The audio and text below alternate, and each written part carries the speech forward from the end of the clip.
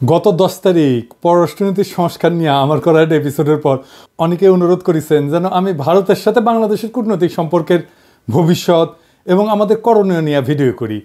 আপনারা জানেন আমার গুরু খলিল ভাই, উনিও আমাকে ইমেলে তার যে মতামত জানাইছেন সেইখানেও তিনি বলছিলেন যে ভারতের সাথে কূটনৈতিক সম্পর্ক নিয়ে আমি সেইখানে কথা বলি নাই আগের এপিসোডে।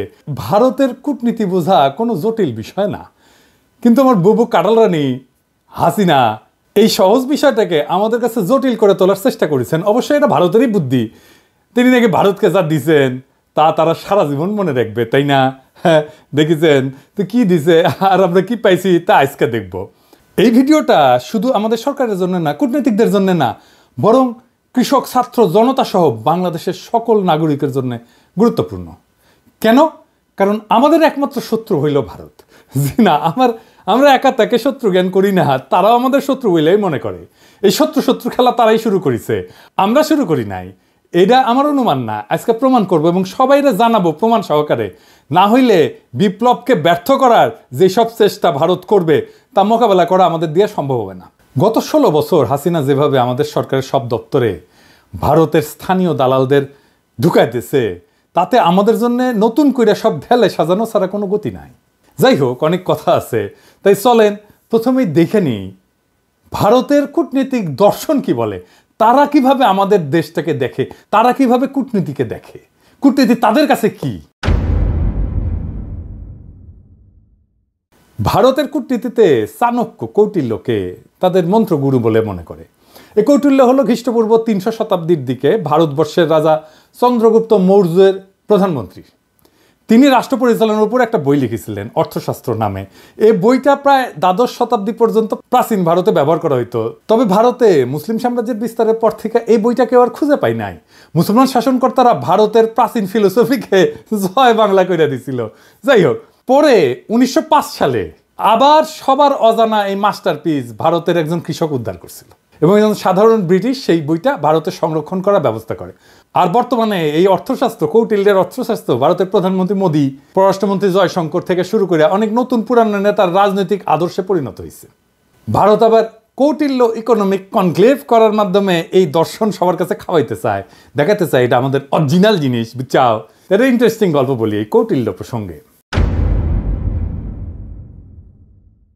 চন্দ্রগুপ্ত মৌর্যকে কৌটিল্য মানে তার প্রাইম মিনিস্টার সামান্য পরিমাণে খাবারের সাথে একটু একটু করে আর্সেনিক মিশাই দিত, মানে সেকো বিষ যেটাকে বলে।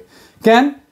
উদ্দেশ্য ছিল যে একটু একটু করে বিষ খাওয়াইলে তার শরীরে বিষের বিরুদ্ধে একটা প্রতিরোধ ক্ষমতা গড়ে উঠবে, যাতে শত্রুরা তাকে বিষ প্রয়োগে হত্যা করতে না পারে।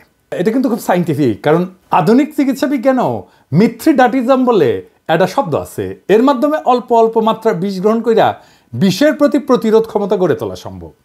ঠিক যেভাবে অ্যান্টিবায়োটিক রেজিস্ট্যান্স হয় না ব্যাকটেরিয়ার, জীবাণুর, ওই রকম আর কি উঙ্কা।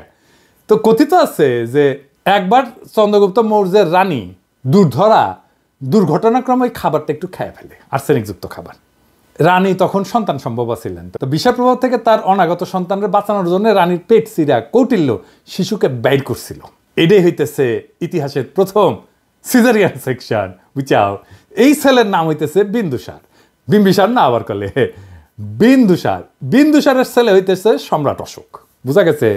জীবনানন্দের বর্ণনা সেন যখন পড়ি না, উটি লেখা আছে না, বিম্বিসার অশোকের ধূসর জগতে সেখানে ছিলাম আমি। এই বিম্বিসার অশোক বইলা একটা ধাঁধা লাগাই দেন কিন্তু জীবনানন্দ। বিন্দুসার অশোক হইলে পিতা পুত্র হইতো, তাই না?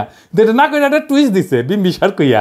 এখানে এসে মনে হয় আসলে কি ঠিক পড়তেছি না ভুল পড়িচ্ছি না, তো সেই সময়টা ধূসর হয়ে যাওয়ার জন্য এরকম হয়েছে নাকি? বুঝাও কি সুন্দর, এটা কাব্যিক একটা মোহের মধ্যে ফেলা দেয়, বুঝেছেন? জীবনানন্দের এটা কলে মুন্সিয়ানা। তো আমার কাছে ওই যে পাখির নীরের মতো চোখ তুলে নাটোরের বনলতা সেন এই লাইনের চাইতে ওই যে বিম্বিসার অশোকের ধূসর জগতে এই লাইনটা আরো বেশি কাব্যিক বলে মনে হয়। যাই হোক, কাব্যবাদ দিই, হ্যাঁ, আসল আলাপে আসি। কেন কৌটিল্যের অর্থশাস্ত্র সম্পর্কে আমাদের জানা এবং বোঝা জরুরি। ভারত আমাদের শত্রু রাষ্ট্র না বন্ধু রাষ্ট্র? এই প্রশ্নটা সবাই করলেও কোনো রাজনৈতিক দল কখনোই সরাসরি উত্তর দিতে স্বাচ্ছন্দ্য বোধ করে না, ভয় পায় আর কি। কখন ভারত তাদের গদি নড়ায় দেয়, তাই বলে সবাই যে কবে যে ভারত আমাদের বন্ধু রাষ্ট্র তা কলে না। এটাই আমাদের সমাজে ইনশাল্লাহ বলার মতোই সত্য। হাসিনা বাবুর আমলে তো ভারতকে বন্ধু বলাটা একটা ফ্যাশন ছিল। বাংলাদেশের কোনো জাতীয় অর্জনে ওই ভারতের প্রধানমন্ত্রী রাষ্ট্রপতি থেকে শুরু করে মন্ত্রী মুখ্যমন্ত্রী আগমন খুব কমন ছিল না, সাধারণ ঘটনা ছিল না। কিন্তু হঠাৎ কি হইলো যে ময়ূক পাগলা হইয়া গেল। এই যে দেখেছেন এডিটর সাহেব, এটা দেখান না, ওই তিরিং বিরিং করে লাফায় না, দেখান না। হুক করলে তারেক হেভি ঠাপাইছে, ওই যে গণ অধিকারের তারেক, বুঝাও তারেকের ভিডিওটা দেখা। তারেক কি কইছিল যে জামাতকে আপনার পাশাত কামড় দিছে, দেখান না ওইটা। আরে বাবর কে? বাবর কে? কে? বাবর ভারতের বাপ। হ্যাঁ, বাবর ভারতের বাপ। আর আচ্ছা ঠিক আছে, ঠিক আছে। সমস্যা কি বলেন তো? আমার আমার আমার আমার সমস্যা হচ্ছে জামাতি এবং জেহাদিরা। বন্ধ করতে পারবেন? কেন জামাতিরা আপনার পাশে কামড় দিয়েছে বলেন? বিজেপির নেতারা উল্টা পাল্টা বলা শুরু করলো। এই দেখেন, ভিডিও দেখেন। বাংলাদেশের সঙ্গে যুদ্ধ ভারতের কাছে তো কয়েকদিনের ব্যাপার নয়, কয়েক মিনিটেই ফয়সলা হয়ে যাবে। আমরা বড় ভাই হিসেবে চিমটি কাটছে, আঁচড় কাটছে, সহ্য করছি, তো বেড়া আমরা দেবই। বাংলাদেশের সীমান্তে কাঁটাতারের বেড়া বসানোর দরকার হইল, দেখেছেন? আরো কত কি। আসলে বাংলাদেশের সাথে ভারতের কোনো বন্ধুত্ব সম্পর্ক নাই, কখনো ছিল না। তবে ভালো সম্পর্ক আছে তার সেবাদাসী হাসিনা, তার দল আওয়ামী লীগের সাথে। আমাদের পররাষ্ট্র মন্ত্রণালয়ে যারা ভারতে কাজ করেছেন তারা সবাই জানেন যে ভারত আমাদের কতটা নিচু চোখে দেখে।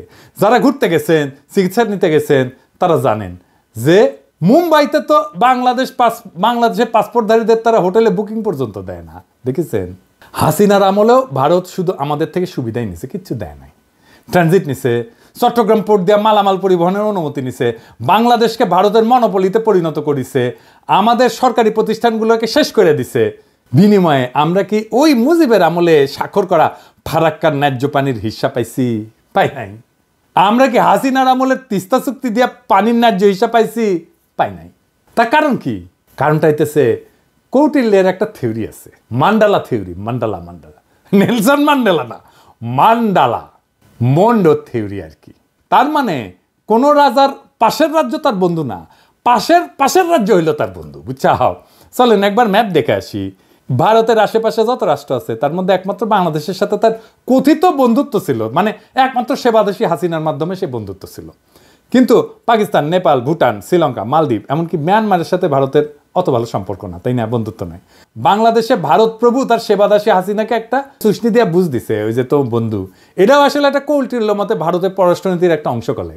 এটা আমরা দেখমুনি, হাসিনা ফাসিনা কিছু না। এটা বোঝার জন্য চলেন দেখি কৌটিল্যের পররাষ্ট্রনীতিতে কি লেখা আছে। কৌটিল্যের পররাষ্ট্রনীতিকে বলে 6-fold পলিসি, মানে 6 স্তরের পলিসি। এটা একটা সংস্কৃত খটোমটো বাংলা আছে, ষটগুণ্য সিদ্ধান্ত। যাই হোক, আমি ইংলিশটাই কব, কারণ ইংলিশে কইলে তো ঠিকই কইছি, তাই না? তো যাই হোক, এই 6-fold পলিসি অনুযায়ী পররাষ্ট্রনীতি 6 ভাবে পরিচালনা করা যায়, 6 ভাবে, বুঝছাও? কি কি? শান্তি, যুদ্ধ, নিরপেক্ষতা, আগ্রাসন, জোট এবং দ্বৈত নীতি। হ্যাঁ, বুঝছাও? 6টা। তো প্রথম আলাপ হইতেছে শান্তি নিয়ে, মানে কৌটিল্যের শান্তি নীতি কি কূটনীতিতে। কৌটিল্য কয় যে একজন রাজা তখনই শান্তি স্থাপন করবে যখন সে দেখবে যে শত্রু রাজা তার ক্ষতি করার সামর্থ্য রাখে। তার মানে হলো দৌড়ের উপরে রাখতে পারলে ভারত শান্তির কথা বলবে, বুঝছাও? 2001 সালে রৌমারিতে সীমান্তে আমাদের তৎকালীন বিডিআরের মাইরের কথা মনে আছে না? এডিটর সাহেব মাইর হবে, মাইরের সাউন্ড হবে। কেমনে তাদের বিএসএফ কে আমাদের বিডিআর জওয়ানেরা দৌড়ের উপরে রাখিছিল, মনে আছে না? হ্যাঁ, তো তখন ভারতের অনেক সৈন্য মারা গেলেও ভারত কিন্তু আমাদের সাথে শান্তি স্থাপন করেছিল, কারণ তারা বুঝেছিল যে বাংলাদেশ তাদের দৌড়ের উপরে দাবরানির উপরে রাখতে পারে। তাইলে ইন্ডিয়ার সাথে শান্তি স্থাপনের একমাত্র পথ হইতেছে, একমাত্র রাস্তা হইতেছে ওরা দাবরানির উপরে রাখা।